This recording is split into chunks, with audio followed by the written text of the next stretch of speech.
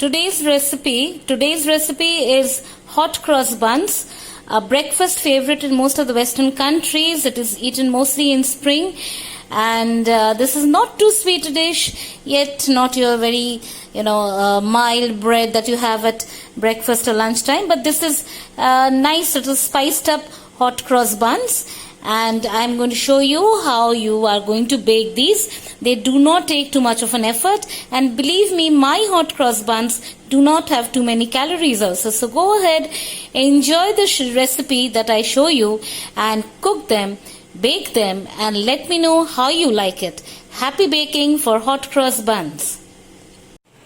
So the ingredients for the hot cross buns are all on the table, so I'm going to go to them one by one. So first this is flour, plain flour, and after that you will have this is cinnamon powder, and this is salt, this is vanilla essence, this is yeast, that is butter which is melted, this is milk, and I have some lovely prunes out here, fresh prunes, and dried prunes, and these are dried blueberries, and then we have dried cranberry here, and there's brown sugar, there's an egg, and there's a mixing bowl.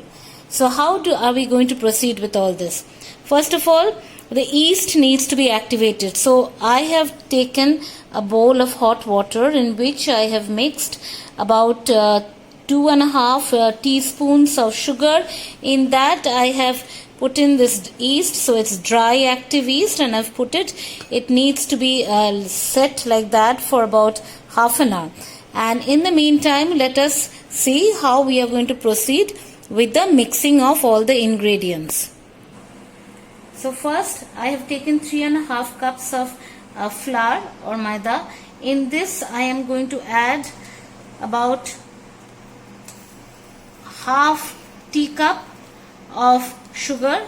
So this is almost half the teacup of sugar, and it is a mixture of brown and granulated sugar, which is mixed with the brown sugar. In this, I am going to now sift this together. Little bit of salt I am going to put.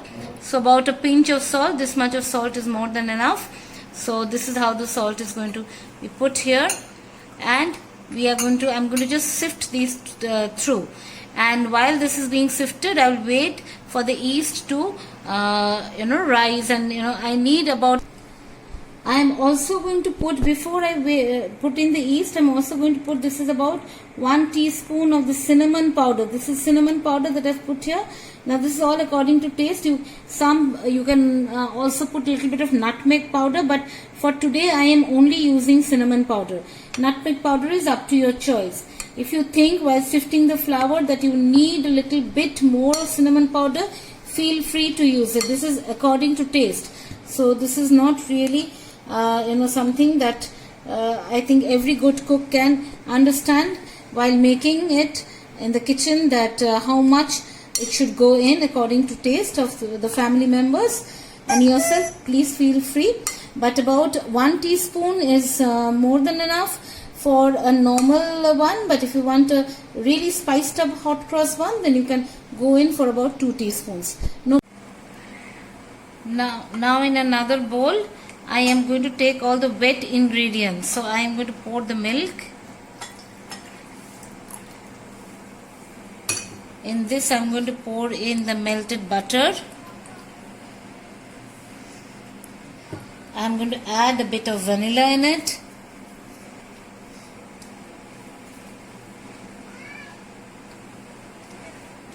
So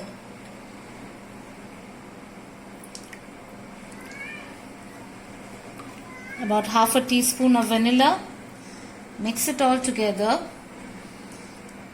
and in the meantime the yeast has risen. So what I'll do is that I'll put in the yeast into the flour mixture. The yeast has gone into the flour mixture.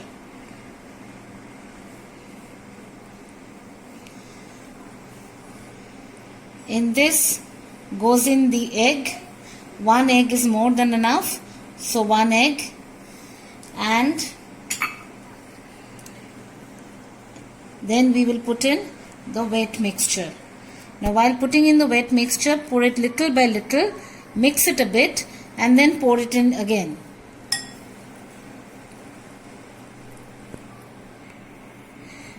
Now I have mixed the first portion and then I'm going to pour in more, and if needed, if you feel that you do not need the full of the wet mixture, then do not put it.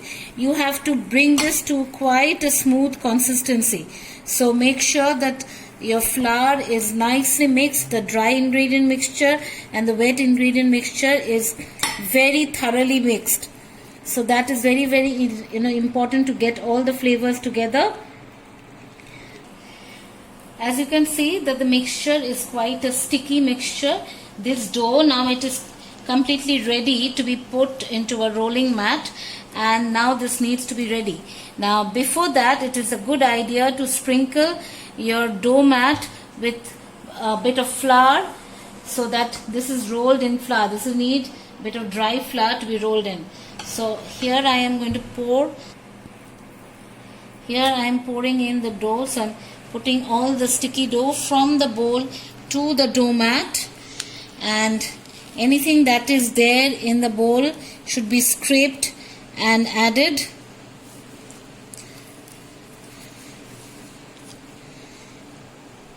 The residual part has to be done by hand, so it's a good idea that you sprinkle a bit more of the flour on top of this sticky dough and take both your hands and mix it up with this flour.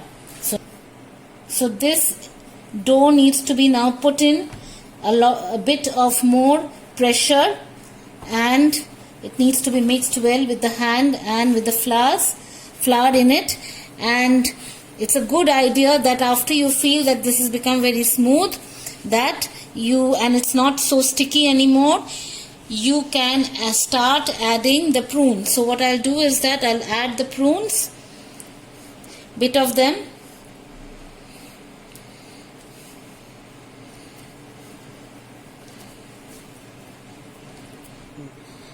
and then comes the cranberries. Remember, this is all going to go into the mixture, so use as much as you think is necessary. Again, there is no hard and fast rule as to how much you can use or you shouldn't use. Then goes in the blueberries. Remember, this is something that is eaten in spring in most of the Western countries. So this is a very nice family treat, dessert that is used. So you can use as many fruits. In fact, some people use orange rind also.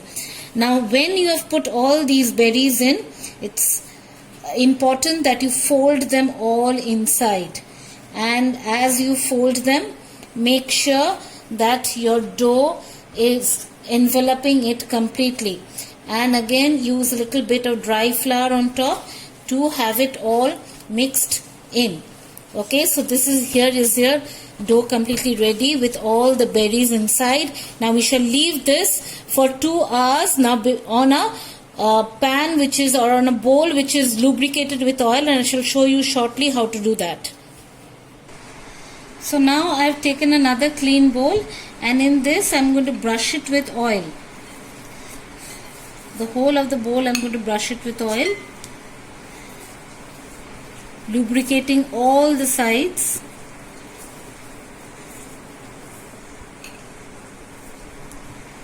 And now I'll take this dough that we had rolled, and this dough shall go in here, and it will stay here covered for about 2 hours and more. If you can put it here for more than 2 hours, then that's fine. About 3 hours is more than enough, but minimum 2 hours is definitely required. So I'm going to seal this, vacuum seal this now, and I'm going to put it in a slightly warm place for the dough to rise. So that would make it ready for the hot cross buns, which I shall bake after that, and I'll show you how interestingly we are going to do that. So for the time being, this stays sealed, and I'm going to put it in a warm place. The dough has risen considerably, so we are going to take the dough out on dough mat, but we are going to lightly flour it before we take it out, because it is going to be a little oily and sticky. So before we take this out, it's better to put some loose flour on the dough mat. So okay, now remember, this bun can be shaped out, this whole dough can be shaped out into little buns by your hand, or you can cut it. What I am going to do is, now I am going to flatten it out a bit, not much, keeping the thickness. I'm going to keep it like this, and then I'm going to cut it into pieces. So here,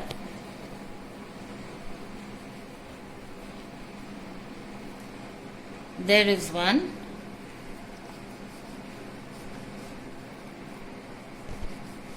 Now let me show you with one.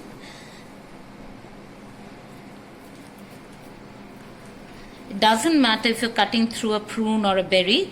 It really doesn't matter. Now what we need to do is, once you have cut this, it is good that you roll it with your hand into the shape of a ball, and you keep it on one side, and do the same with all others. Now that all the buns have been rolled in, I am going to now put it on a lubricated baking tray. So again, I'm going to lightly brush it with any oil which is doesn't have any flavor. So no flavored oil, please. And yes, it can be melted butter also, but it is better that you use non-flavored oil. And then we take each of these round buns and we put them here, giving them a lot of space. Do not crowd them at all. And it is good, like you can see in this bun, the berries are coming out. It is good that you tuck them all in. If necessary, you can give it another rounding off with your palm, and you put it spaced out. So we can move them a little bit, and I'll have space for my last bun. So, and now this has to again rise, so we will cover it with a cloth and keep it for an hour to rise again. So I'll cover and keep this, and after that it will be ready for baking. Now the buns are almost ready. Now before that, we are going to make a glaze before we uncover the buns. So this is an egg wash. We're going to make an egg wash, but most people add cream. I'm going to add milk because I do not want these buns to be too high calorie, and yet you can enjoy them guilt free. So I'm going to add a bit of cold milk to the egg, and this is going to be the wash over the buns. Now just whisk them lightly.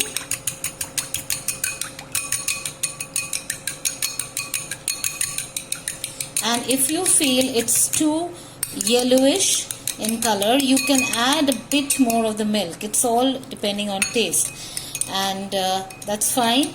You could also add a bit of vanilla in it.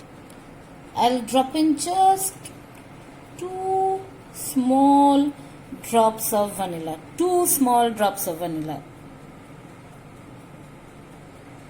That's it.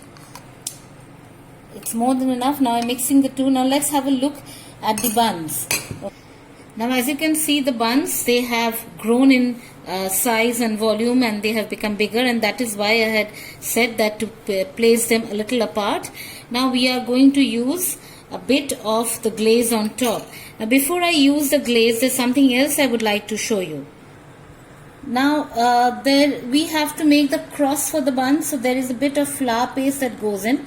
So it's very little water, and you mix it till you get a thick constituency, which will be like a paste like that can be put on top of the buns through a nozzle, one of those things that you can use for icing. The same piping bag can be used for piping the crosses on top of the buns. So add water gently, only as much as you need. Be a little more careful with this. Do not give too much of water at one go, and whisk it till you have a good consistency. You can see that more or less it has come to a nice consistency where it can be piped in, and just make sure that there are not too many lumps. Okay, so once you put it through the nozzle, of course the lumps will get arrested, they will not be on the buns, but it's always nice to have a smooth paste. And you can see that I have taken a piping bag with a nozzle, so I'm going to fill in the paste out here. So, and then I'll show you how the buns can be crossed. So now I'm going to glaze the buns with the egg and milk wash that I've done. So I'm going to gently brush it with that. All the buns are going to be brushed with that. Now that it has been glazed, we are going to do the crosses. So very gently, there is no point in hurrying. You can go from one bun to the other, first doing on one side, that is longitudinally, and then you can go on the other way, cross it the other way.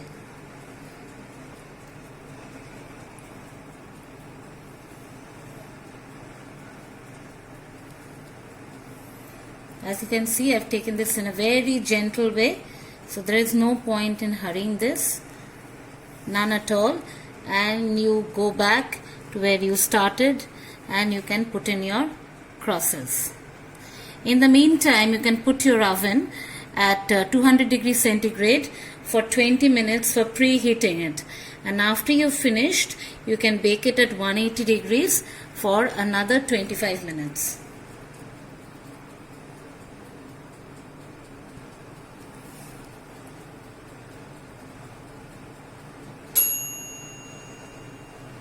There goes my oven.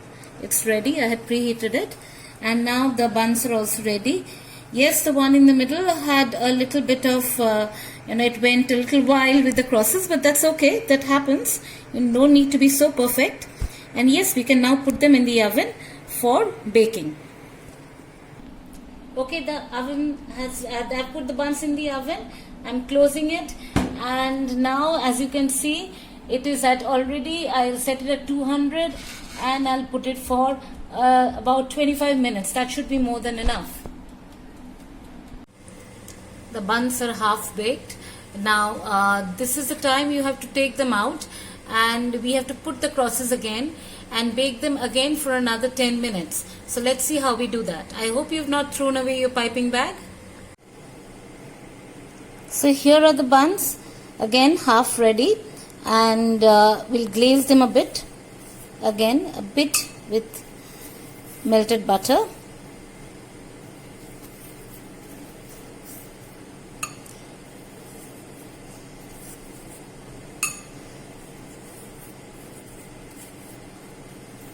And then we will pipe in the cross once more. So we will go over these crosses.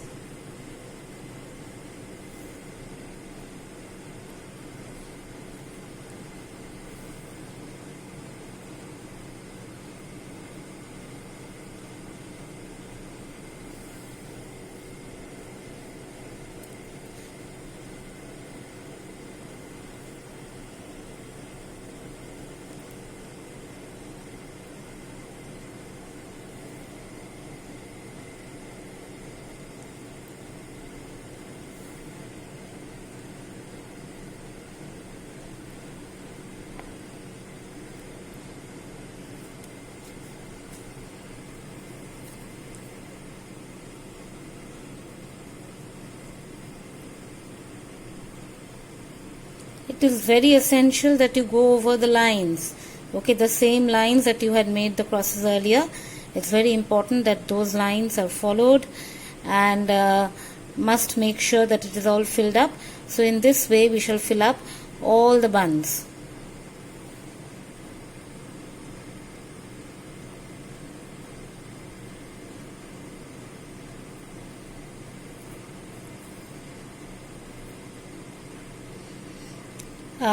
This needs a little bit more of a steady hand, so it's better that it is done one by one. As you can see that all the crosses have been made, and now we will put it into the oven once more for maximum 10 minutes of baking. Look at that. It smells wonderful here. Buns are absolutely ready to be taken out of the oven and it's ready to be served. So what are we waiting for? Let's go. 1 a penny, 2 a penny, hot cross buns. Now look at them. Already shining, golden, ready to be eaten. Hot cross buns. Now it's the time to test whether it has been nicely baked inside or not. So let's go and see. Let's plate it and I'll let you know right now whether these have been properly baked or not. So let's go. So the buns are ready and a whole lot of them. So let's try one and see whether it has been baked inside or not. It's hot, but nevertheless we'll try.